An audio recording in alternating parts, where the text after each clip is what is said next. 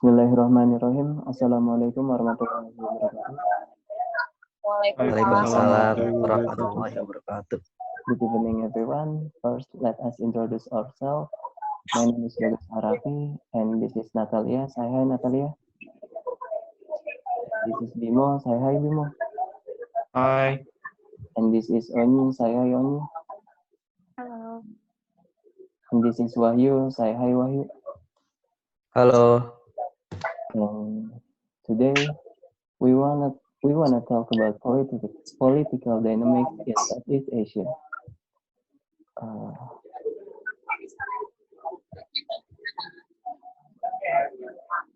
The first slide will be presented by Natalia.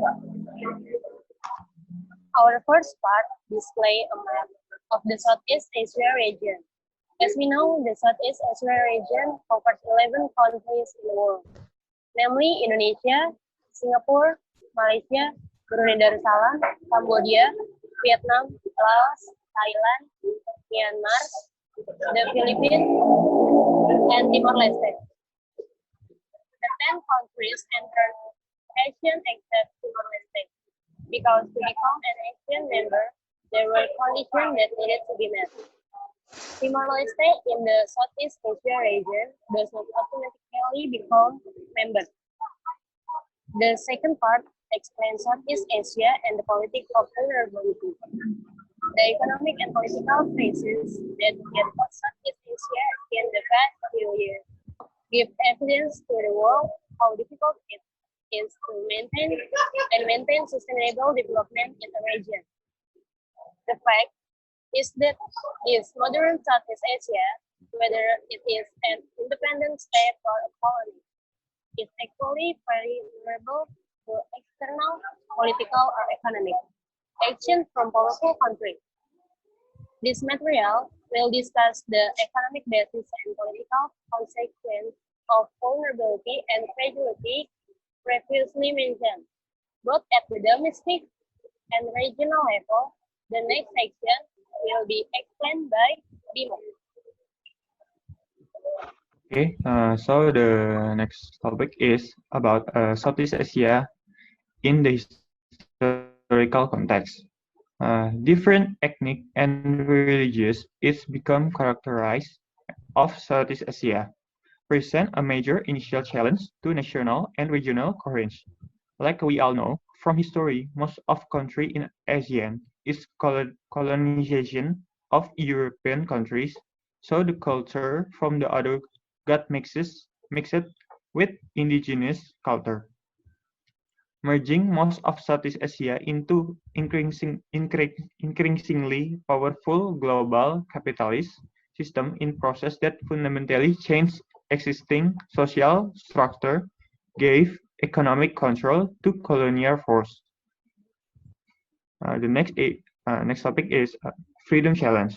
Government in newly independent state are faced with issues most associated with the development of the country itself. That whole new set of the circumstances was fundamentally untainted, a consideration that had profound implications for Southeast Asia. The next topic will be continued by Wahyu. Okay. The next is Southeast Asia in times of crisis. Crisis in Southeast Asia began in the collapsed economy in East Asia in 1997 that began produce an impact to Southeast Asia region, starting with the fall currency exchange the rates at Thailand. At that time, Thailand bore a huge foreign debt burden, so that the country could be declared bankrupt before the value of its currency fell. When the crisis spread, the value of currencies in the majority Southeast Asia and Japan also fell in the stock market, and the value of other assets are fall down and the private debt increased dramatically. B. Resurrection and fall of miracle the Southeast Asian. first step in understand why Southeast Asia countries are so affected by the crisis is time to differentiate between waves, industrialization, and economic development, which occurred in the wider East Asian region. And then, current position of economic Southeast Asia is fixed integration centered of the hard and established industry in America, Western Europe, and Northeast Asia. Under such circumstances, Asian countries Southeast has tried to develop response, political and strategic. One will reduce vulnerability on their dependence and improve their whole position. The rise of China is the dynamics of Asia today. Is the development of China can be beneficial in the economic field and shared prosperity. In that case, cooperation with regional countries under the name of One Belt, One Road brings mutual benefits in the combination of geopolitics and also geoeconomy with a large economic forces who want to establish cooperation. Of course, China has its importance as a country and also Southeast Asia. We as ASEAN must understand how to integrate this common interest as well as Indonesia. And then we'll expand with Oni. Next, we will discuss about the politics of economic vulnerability. The aftermath of the crisis in Southeast Asia was so dire, it made pessimistic thought about the growth and progress of the region. However, the facts that emerge indicate the existence of a mix of internal and external factors that influence the growth of the region. Both factors, the external and the internal factors, are important to discuss here. First, let's discuss about domestic political pressure. Political development in Southeast Asia cannot be separated from its economic circumstances. While the state may have played a significant role in most of East Asia's development experience, in Southeast Asia, the relationship between key economic actors and political elites has often been extremely close, if not inseparable. Finally, political and economic actors are often the same person, and the result is that major political struggles often occur within national borders rather than in civil society, which is still modest. This has major implications for the type of future development that can be expected to occur. If you look at the situation of Southeast Asia countries after the crisis, the domestic political condition in Southeast Asia still need to be addressed. First, we can see Indonesia. Even after the crisis and Suharto's leadership ended, the problem of competence and transparency in government has not yet been fully implemented. Apart from that, the prospect of the country's progress was being destroyed by the large amount of debt accumulation. For Thailand, which is the center of the crisis, debt problems are also a concern. The disagreement between internal players also can slower the growth. Malaysia is not only trying to pursue its own response to the crisis and the challenges of economic development, Malaysia has also become a leader in promoting East Asia regionalism. So we can see that this is quite accelerating its development. Despite the trauma included by the crisis, therefore, some of the fundamental relationships and structures that characterize political and economic relationships in Southeast Asia have not been radically transformed. The second one, we will talk about the collective responses to external imperatives. ASEAN plus 3 proposals can fundamentally change its position in the wider international system. The first point emphasized about the evolution of ASEAN is that its formation was a response to the vulnerabilities felt by the ASEAN countries during the Cold War, something that provides a strong reason to seek greater security through collaboration. ASEAN plus 3 is a potential regional grouping with internal markets that develop externally, following political intervention from international financial institutions and the US. The next part is the conclusion. Finally, we arrive on conclusion.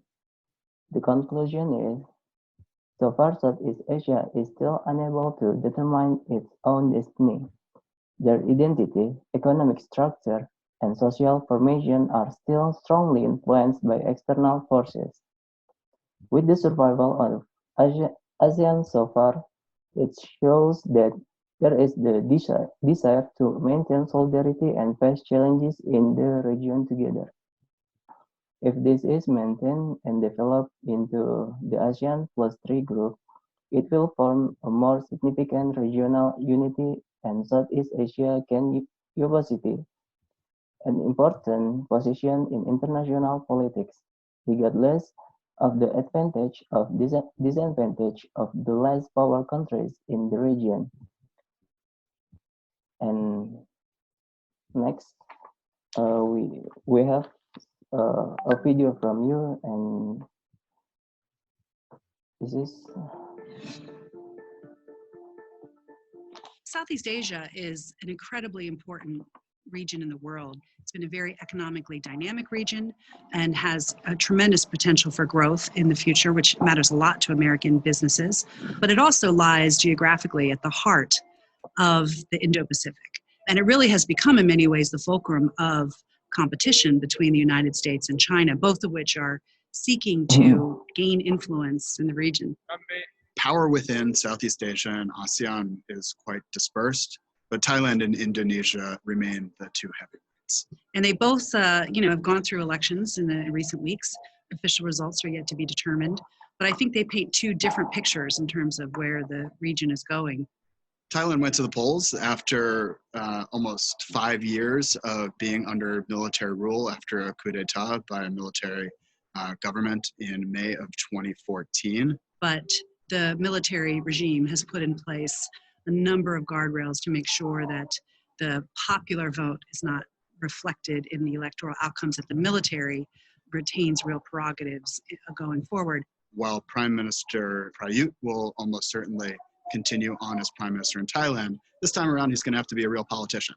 He will not have the ability to just use martial law to enact policy. He's actually going to have to work with coalition members to get things done. Indonesia has been the standard bearer of democracy in the region now for the last 2 decades after transitioning to democracy in 1998. And this was the largest directly elected presidential election in world history. This election was a rematch between President Joko Widodo, Jokowi, and Prabowo. These were the two who ran for president 5 years ago in 2014. And Jokowi was reelected, which I think brings some positive signs in terms of Jokowi's the first president to be elected from outside of an elite or military background. While hundreds of millions of people came out to vote, there's some long-term trends in Indonesian democracy that we really need to keep an eye on. There was a lot of concern about how Islamist politics was going to play in this campaign, and Jokowi himself chose an Islamic cleric to be his running mate. So the concerns about Islamism in politics remain, and they certainly warrant attention going forward. Now that these two elections are behind us, hopefully both Indonesia and Thailand will start looking more outward, including within ASEAN and towards the United States. Both countries, while they've been so focused on their domestic affairs over the last months and years, really haven't been playing the potential that they can in the region. And from a Washington perspective, we would like to see more Thailand and Indonesia leadership in Southeast Asia and more broadly.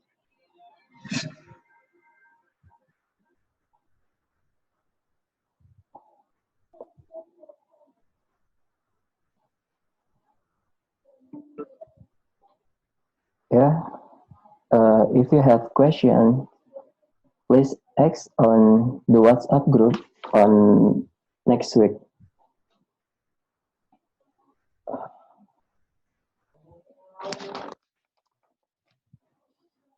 think that's all enough from us. If we have some mistakes, we begging your pardons. Assalamualaikum warahmatullahi wabarakatuh. Waalaikumsalam warahmatullahi